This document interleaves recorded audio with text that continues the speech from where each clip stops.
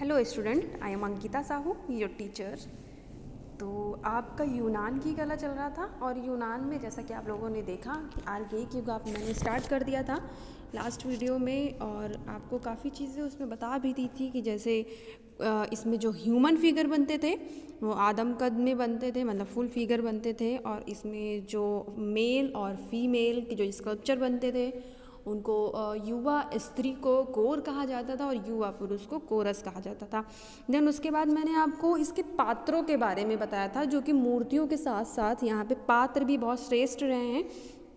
तो ये जो पात्र बनते थे वो चित्रित पात्र थे, मतलब उनको बनाने के बाद उस पर चित्रण किया जाता था, और ये मिट्टी से अधिकतम बने हुए यहाँ पे मिले हैं। और आपको बहुत सारे मैंने पात्रों के चित्र भी भेज दिए थे लास्ट वीडियो में कि किस प्रकार के शेप्स को लेके, किस प्रकार के विविध आकार को लेके ये अपने पात्रों को बनाते थे। जो ये पात्र बनाते थे वो अधिकतम जो है वो कोरिंथियन शैली का यूज़ करते थे, जिनमें काली आकृति चित्रण शैली का भी इन्होंने प्रयोग किया था। तो इसी के साथ साथ अब हम आगे और भी चीज़ें पढ़ेंगे कि कौन सा पात्र यहाँ पे फेमस है और क्या क्या चीज़ें रही हैं। तो चलिए देखते हैं। कोरिंथ के चित्रकार पौराणिक घटनाओं को पूर्ण रूप से चित्रित करते थे, जबकि एथेनियन चित्रकार एक परंपरागत प्रारूप में बंधे थे, जो ज्यामिति युग की विशेषता थी। तो देखो, आपको मैंने बताया था यहाँ पे कि कोरिंथियन शैली जो है यहाँ पे देखने को मिलती है। तो जो कोरिंथियन शैली को यूज़ करते थे वो वाले चित्रकार क्या करते थे, पौराणिक घटनाओं को चित्रित करते थे, जो इनकी कथाएं होती थी पहले की उनको चित्रित करते थे। लेकिन जो एथेनियन चित्रकार थे वो क्या करते थे, वो एक सब्जेक्ट में बंध जाते थे, फिर उसी को लेके काम करते थे। और जैसे कि ज्यामिति युग की विशेषता रही है कि उसमें वो एक चीज़ में बंध के काम करते थे, कि जैसे कि उन्होंने ज्योमेट्रिकल शेप्स का यूज़ किया है तो वही ज्यामिति आकार को लेके उन्होंने काम किया है। तो कोरिंथियन प्रभाव से इनमें कुछ परिवर्तन आने लगा, जिसका श्रेष्ठ उदाहरण 570 ईसा पूर्व में बना फ्रांकोइस वेस है। तो ये आपका एक पात्र का नाम है, एक बर्तन का नाम है, जिसमें कोरिंथियन शैली का प्रभाव देखने को मिलता है। और कोरिंथियन जो स्टाइल थी उसमें जब कुछ परिवर्तन आने लग गए तो उसका ये उदाहरण है, जो कि 570 में के पूर्व बना हुआ है। कौन सा? फ्रांकोइस वेस, जो यूनान की पारंपरिक मदिरा व पानी मिलाने के काम आता था। यह सबसे प्राचीन व प्रथम एथेनियन पात्र है जिस पर पात्र निर्माता चित्रकार दोनों के नाम लिखे हुए हैं। तो देखिए, ये जो आपका फ्रांकोइस वेस मिला है ये किसी एक विशेष आयोजना के लिए या विशेष चीज़ों के लिए काम आता था, है ना। तो इसमें ये किस लिए काम आता था कि मदिरा और पानी को मिलाने के काम आता था, जो कि ये धार्मिक जगहों पे रखा रहता था, ये वाला जो पात्र है। और जैसा कि इन लोगों के जो देवी देवता होते थे तो उनको मदिरा भेंट की जाती थी, है ना, मदिरा अर्पित की जाती थी, उनको चढ़ाया जाता था। तो इसीलिए ये वाला पात्र वहाँ पे यूज़ किया गया है। और सबसे पहले ये जो पात्र है इस पे ही एक चित्रकार का नाम, और इसके साथ साथ चित्रकार के साथ साथ इस पे जो निर्माता थे उसका भी नाम यहाँ पे देखने को मिलता है। तो जो चित्रकार का नाम था वो तो इसका एर्गोटिमोस नाम था, और जो जिसने बनाया इसको उसका क्लेइटियास नाम था। तो इन दोनों का नाम यहाँ पे देखने को मिलता है।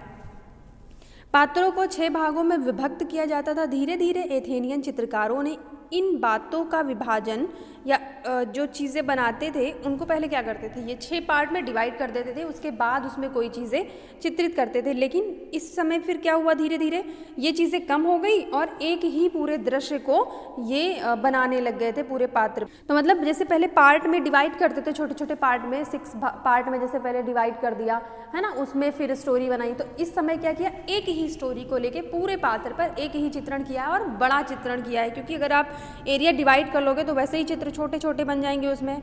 तो इसी समय 530 ईसा पूर्व में कुछ चित्रकार काली आकृति चित्रण शैली से लाल आकृति चित्रण शैली की ओर उन्मुख हो गए। तो देखिए, आपको लास्ट वीडियो में भी बताया था कि जब आपका काली चित्रण आकृति बनती थी तो उसी के जस्ट अपोजिट जो है वो, उसी के जस्ट विपरीत में ये लाल आकृति चित्रण शैली भी प्रारंभ हो गई थी यहाँ पे। कब?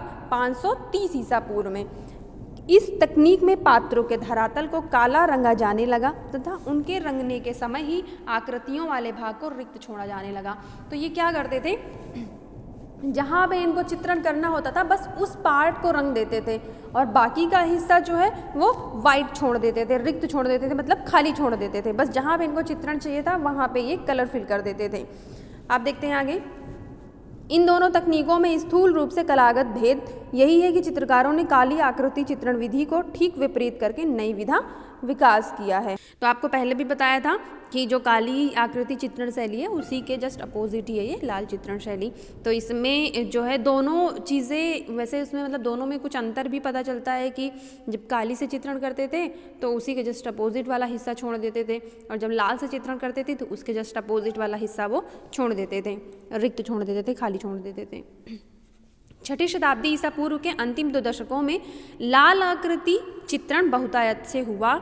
इसका श्रेष्ठ उदाहरण 512 ईसा पूर्व का एक कॉलिक्स क्रेटर है।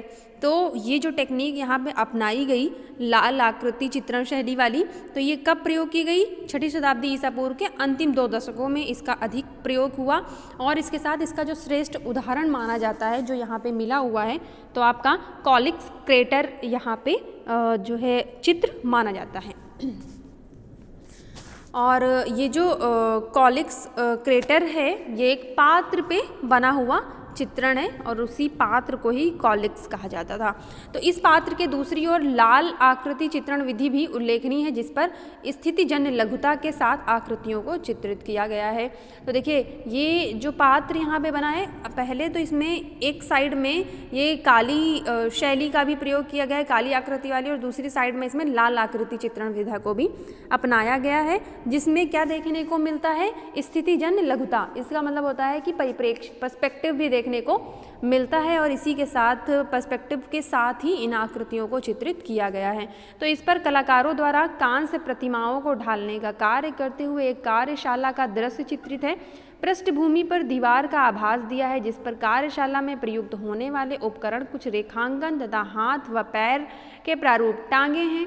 3 मानव आकृतियां हैं, जिसमें एक भट्टी के पास बैठी है, दूसरी खड़ी है तथा तीसरी क्रियाशील है।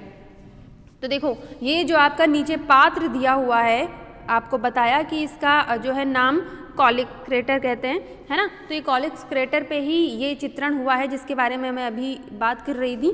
तो इसके बैकग्राउंड में दीवार का आभास दिया है, देख सकते हैं आप लोग कि कैसे ब्लैक कलर पीछे किया गया है ना। और बैकग्राउंड करने के बाद इसमें बाकी की जो आकृतियां हैं वहाँ पे कलर नहीं किया गया है। आपको बताया था कि बैकग्राउंड में कलर कर देते थे और जहाँ पे इनको चित्र बनाना होता था उसको खाली छोड़ देते थे, और ऐसे ही सेम प्रोसेस जो है वो आपकी दूसरी टेक्निक में प्रयोग किया गया था, लेकिन इसके जस्ट विपरीत करते थे वो। तो यहाँ पर जो चित्र दिखाया गया है वो किसी कार्य को करते हुए दिखाया गया है। तो इसमें जो है हाथ और प्रारूप के हाथ व पैर के प्रारूप टांगे हैं।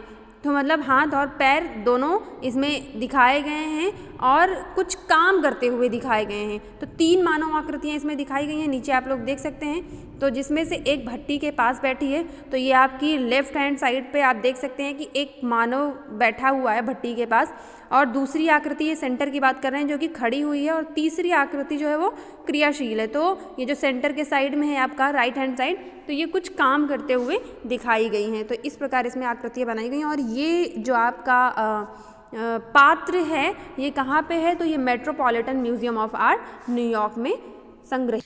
तो इसी के साथ आपका आर्केइक युग जो है वो ख़त्म हुआ, और इसके बाद यहाँ पे बहुत सारे फारस के आक्रमण भी होने लग गए थे। कई बार आपका जो है यूनान हार गया, उसकी पराजय हो गई, लेकिन कई बार क्या हुआ, यूनान जीत गया और लास्ट में यूनान की ही विजय हुई। बहुत सारे इनके युद्ध हुए लेकिन लास्ट में यूनान की ही विजय हुई, और इस प्रकार उन्होंने जो फारस के शासक थे उनको भगा दिया। और ऐसी ही अवस्था में जब यहाँ पे फारस का आक्रमण हुआ था, उसी समय जो आपके सुकरात, प्लेटो, अरस्तु और पेरिक्लीस और सिकंदर महान जैसे लोग इस टाइम पे हुए, और इसी के साथ साथ यहाँ पे कलाएं विकसित हुई। लेकिन आपका जो आर्केइक युग है वो समाप्त हो गया, और जब नई चीज़ें यहाँ पे स्थापित हुई तो इसी के साथ शास्त्रीय युग जो है वो प्रारंभ हो जाता है। तो अब हम नेक्स्ट वीडियो में आपका शास्त्रीय युग के बारे में पढ़ेंगे, जो कि बहुत महत्वपूर्ण है, और क्लासिकल पीरियड।